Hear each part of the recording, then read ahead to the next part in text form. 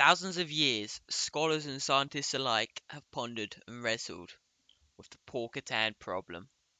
Just how far can one man push his body up the weight scale and still achieve greatness? How far can lighter man's skill really take you? Alex Porkatan Pereira is fat maxing his way to a third UFC world title. And to be honest, I'm kinda worried. Alex Pereira will be fighting Cyril Gane for the interim heavyweight world title at UFC Freedom 250 on June the 14th on the White House lawn. Now, this is the same guy who won the middleweight world title in 2022 at UFC 281, and also the same guy who would then go on to win the light heavyweight world title in 2023 at UFC 295. With this unheard of movement through the weight divisions, it's needless to say that people are wondering, how did he ever make 185? Alex has recently posted online showing his new physique, ready for the fight, and reports are saying he's weighing around 249 pounds. This is a far cry from his middleweight days of being a 185er, and if I'm going to be honest, you can kind of tell. The man's built like a fucking brick shithouse right now, bro. He's looking sick. The problem is though, compared to his shredded build at 205, he's not so shredded. Let's say. I'll be honest. I can kind of see why they're calling him Porkatan now. But okay, to be fair to his team, they have said that when the fight comes, they're planning on bringing his weight back down to 240 pounds. So that's in just under a month or just over a month. But anyway, now, whether this extra weight will transfer over to the calculated strength his coaches are saying, or if this will lead to chubby Poatan losing in the octagon when the time comes is still to be seen. I mean, there has to be a tax to carrying all these extra pounds. This is why I'm worried, bro. What if this leads to Alex going out there looking all fat and ploddy on the day? Oh, bro, I cannot have one of my favorite fighters turn to fucking Chris Barnett on the night, bro. That would be fucking tragic. Shit, man. I'm just imagining it now, bro.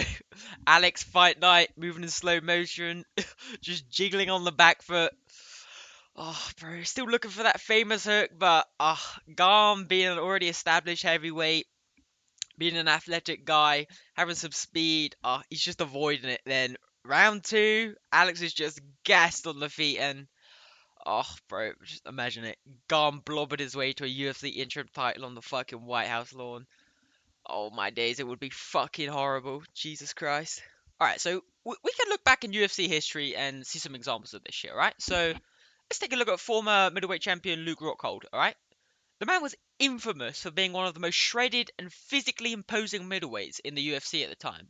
However, all this came at the tax of a brutal weight cut. So eventually, he actually decided to move up to 205.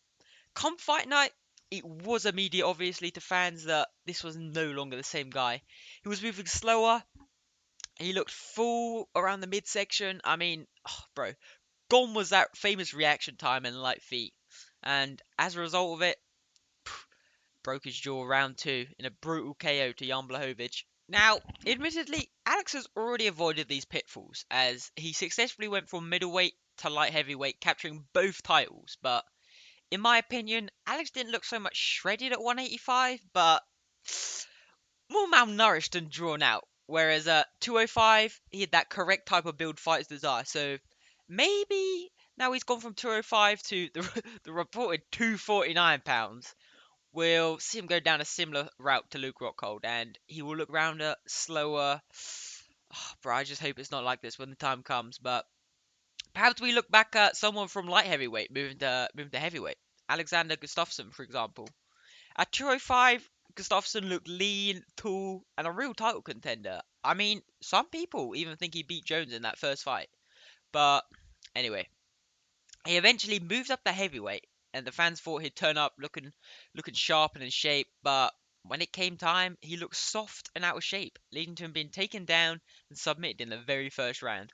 Okay, but maybe these people just aren't on the same level as Alex. Maybe if we want to see how to really fat max, we need to look at what some people call the goat of MMA. Well, others call him the duck of MMA. Johnny Bones Jones.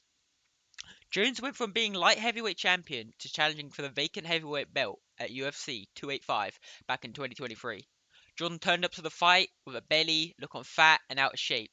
However, in reality, Jordan had actually taken 3 years of slowly adding this weight and adapting his body so that when it mattered, he still looked fast in the ring, And, bro, you could see this in the fight against Garn. He basically slipped Garn's first punch, initiated the clinch, and just choked him out in the first 2 minutes and 4 seconds.